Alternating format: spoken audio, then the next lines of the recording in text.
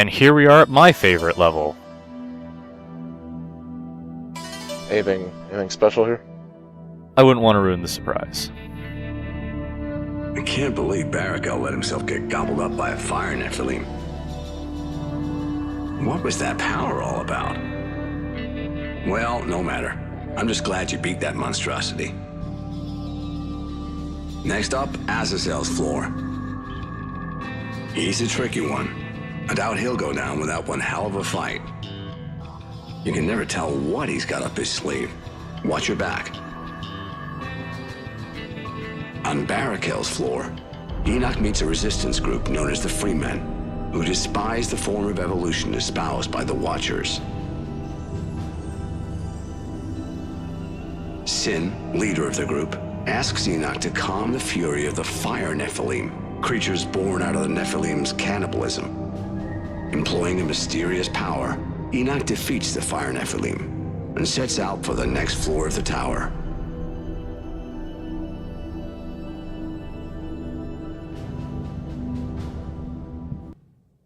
Is he ever gonna summon that super laser again, or what the hell? Nope. Also, another cutscene.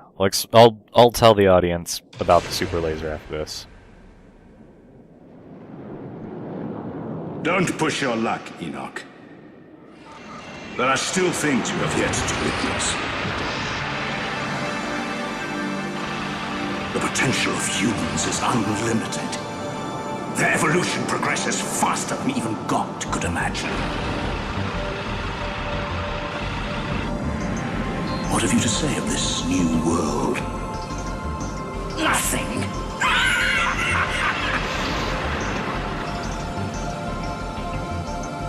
Know that people welcome this evolution. Know that they revel in their new world.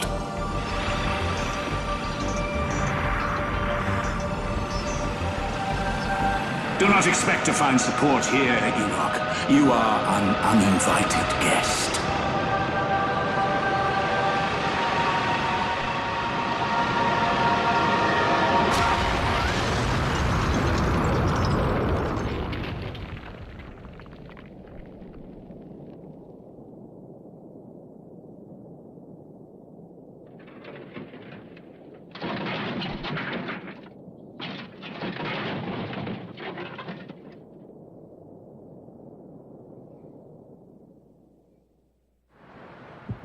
So anyway, before we get to this, leftovers from last part. Apparently Methuselah is Enoch's son of 969 years, and the Seta, the giant church laser thing, is a manifestation of God's power summoned by Enoch. So, there you go. Anyway, this place is amazing. It's pretty much the best part of the game, in my opinion. Talk to you later. Why is it super futuristic? Well, remember that each of the floors is basically governed by a fallen angel who did whatever the hell they wanted.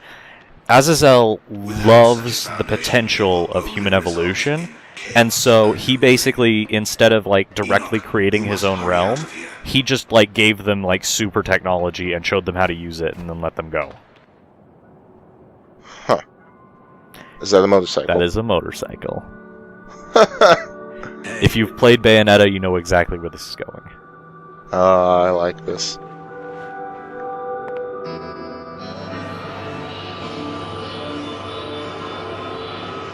Also, we get bucket head armor for this. Looking sharp, kiddo.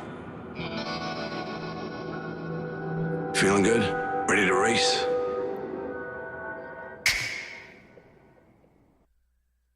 My finger snap, man. Spawn. So here's the controls for the motorcycle. You can still attack, you can, the jump button makes you pop a wheelie which speeds you up, and the bumpers, or L1, R1, cause you to slide, which you can actually do for a very long time. And there are ramps, and there are still weapon pickups. How do weapons work in this? I'm really curious. We'll see.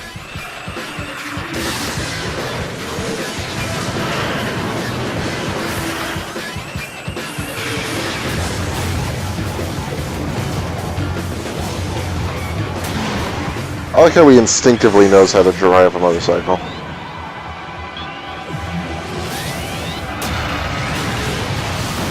There's something all badasses know. It's God's chosen one, man. Look at this.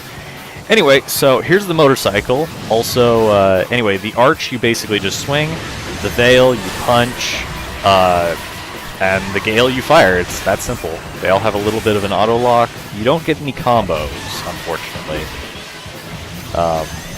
So yeah, that's combat on the motorcycle. Gotta go fast. Yeah, this part's really cool.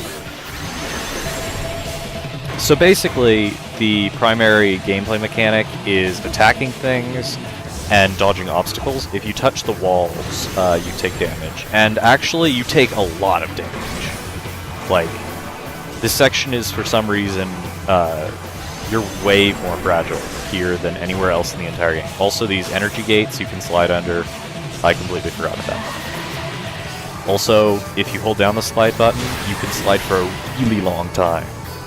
It's not like it's not a very hard timing thing. You just have to hold down the button and slide. Also, these enemies are considered the minions of this stage. I don't think they have a weakness. Blob monsters? Yeah, pretty much. However, this is actually the point in the game where if you don't know anything about the whole weakness mechanics, they will teach them to you here. In level 6 of 11.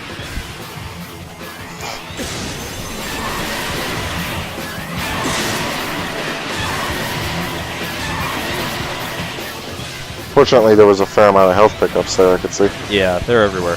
Also, this armor works the same way as the Fallen Angels, in that it indicates your health by its color. So, if you're like light green, you're fine.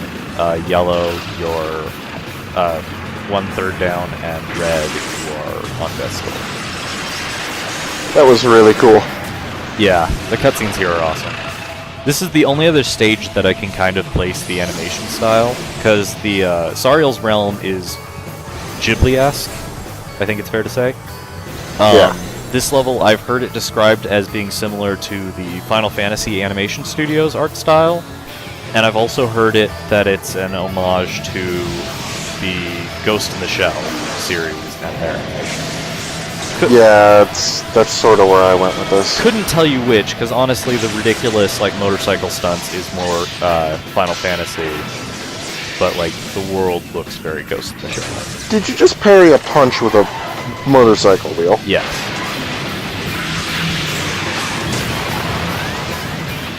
So these three robots are all actually using one type of weapon, and you fight them.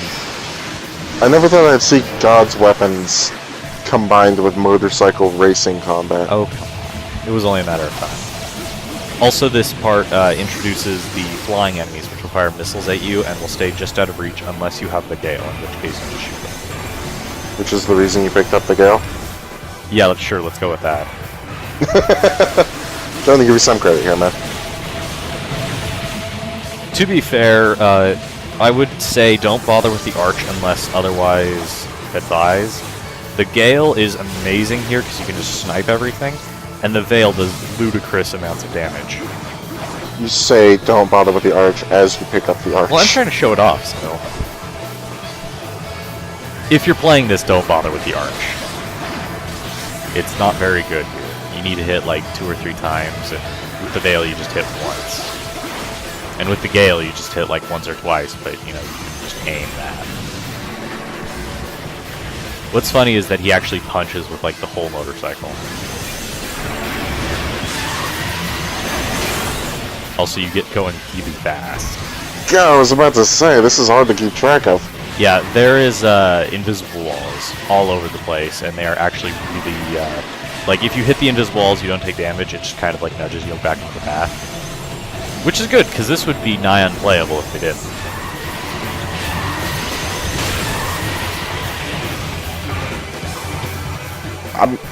I'm not even sure what's going on anymore, but it's really cool looking. So here's the first of the fights, and I am using the right weapon for once. This guy is using the Veil. Could you I can tell? tell. With his big gauntlet hands. What's kind of weird is that you fight him up there, but you can just fall down here. There's no penalty for it. I've never actually stayed on there all the way. There might be like a hidden pickup or something. Probably not anything important. So, this guy. I don't actually know if you have to kill this guy. Or if you just have to, you know, go X amount of, or, you know, go some odd distance away from the starting point. Before he derps off the stage. Pretty much. I'm pretty sure you have to kill the other two, though.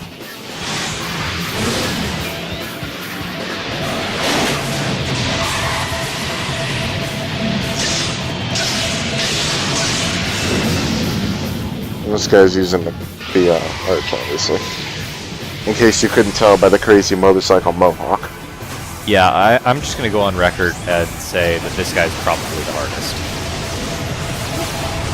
Also, I have the right weapon for this guy, too.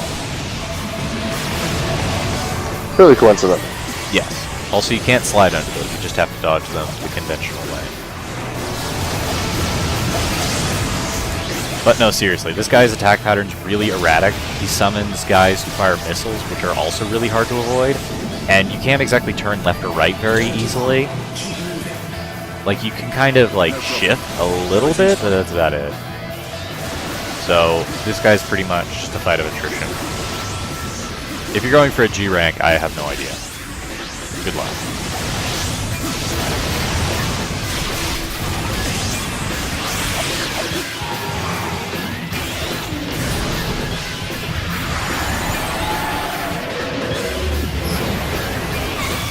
Well, that was Matrix as fuck. Once again, this level's completely awesome. You say as you run into the side. Hey, I never said I'm good at it, just that it's really cool. I don't know what that was, but it was alright. Also, this guy is obviously using the Gale. Can't you tell? The Gale clearly has giant claws. Yeah, when I think Gale, I think crab claws. Yeah. And fans. Well, to be fair, those are all fairly similar. Yeah. Crabs and fans have a lot to do with floating magic god missiles. No, of course. So, I think this guy's pretty self-explanatory. You fight him in this tube. And shoot the hell out of them. Yeah. I'd actually recommend using the Gale against this guy, because he has a habit of staying really far away. If you're going to try to use the Veil on him, you have only very short windows to deal damage, but if you use the Gale, you can just shoot him all the time. So, basically fire Nephilim all over again. Yeah. Don't worry, after this part, we get away from what I'd say is fairly lazy boss design. We go back to, like, pattern recognition.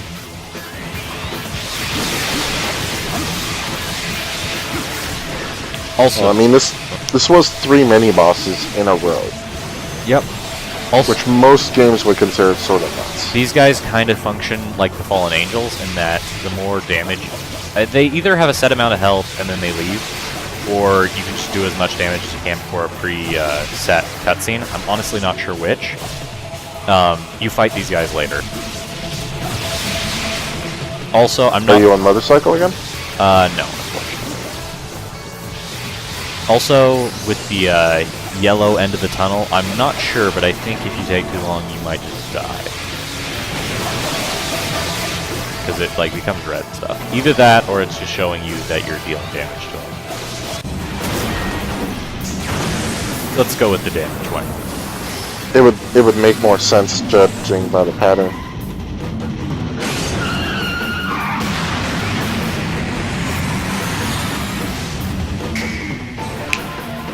Thank you, Satan. Also, this is probably the worst scene in the entire game right here. Is he gonna come out of the explosion? There it is. Saw that coming.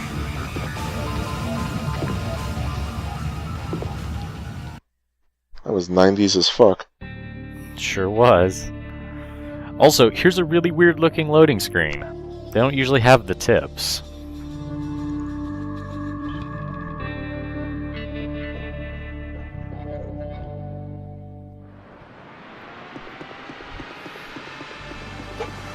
Oh, that's cyberpunk as hell. So that sure was a fun section of level, right? Yeah. Yep, that's taken care of. Are we ever gonna see that again? What? Of course not. Well, joke's on you. Here's the final, or here's the boss of the area, and the end of this section.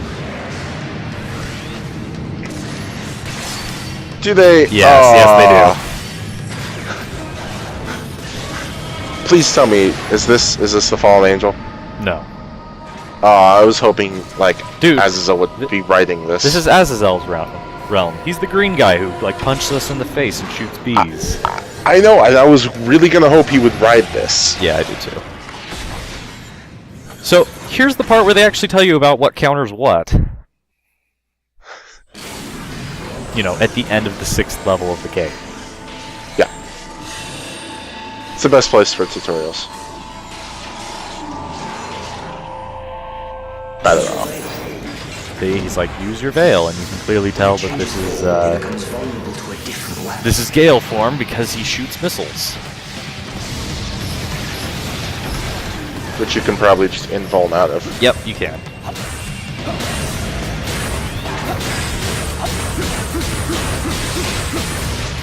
Although that attack isn't very good here because he has a habit of knocking you back with missile launches. I'd recommend just the standard combo or the air combo. See, didn't realize it yet.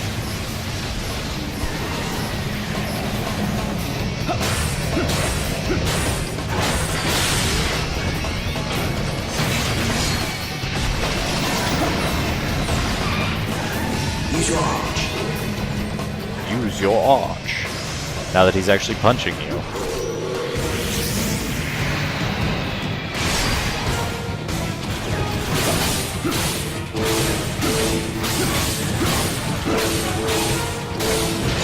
Now, what determines this guy's health? The cracks on his armor. The red parts. Okay. They spread across his armor as you deal damage to him. This form is the easiest, by the way. You just don't bother with it. Just shoot him a bunch. Shoot him a whole bunch.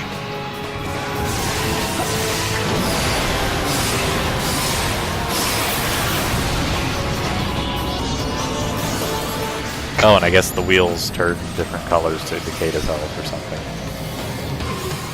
Engaging derp dinosaur mode. To be quite honest, this was the boss that killed me more than any other the first time I played this. Because if you're not following that guy's exact instructions, you're gonna die. You think they gave him like super vulnerabilities to certain weapons or what? No, I think he's running on the standard rock, paper, scissors mechanic that everyone else is. Just if you don't know about the rock, paper, scissors mechanic and you're just going with, I like the veil, I'm going to use the veil, then it's not going to work out.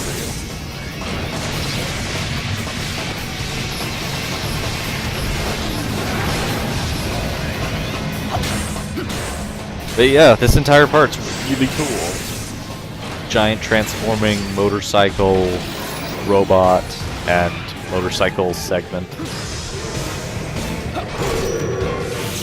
This is certainly not how I was expecting the Book of Enoch to be told. It makes me happy though. Yeah, I think this is probably the mark where the game really catches its stride, because this level and like the next two are really memorable. You just jumped into his face saw. Yeah, it actually does damage to you. It's not just for decoration. To be fair, it is a giant fuck off saw. True. Also, we get to see more of the Uriel finishers and stuff.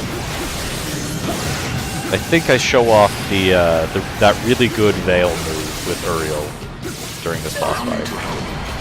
There he is.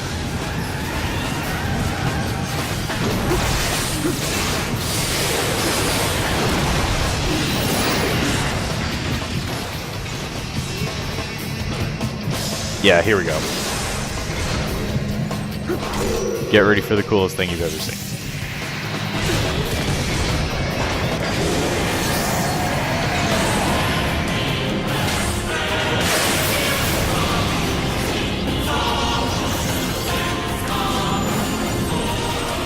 I like the music in this. Yeah, it's cool that he gets his own theme. Alright, here we go.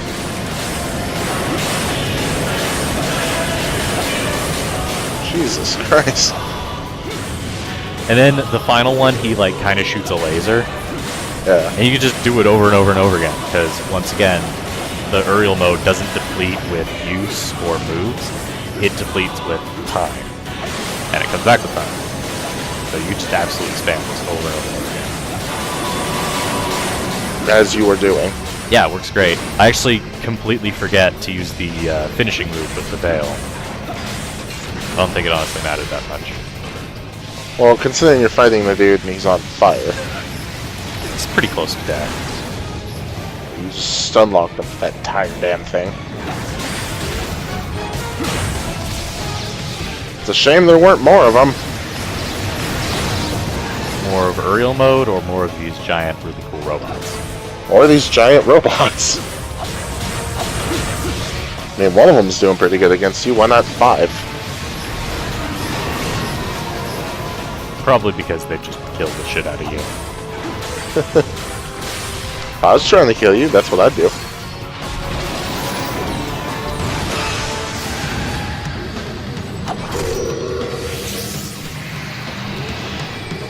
I'm looking forward to seeing some more of the finishers.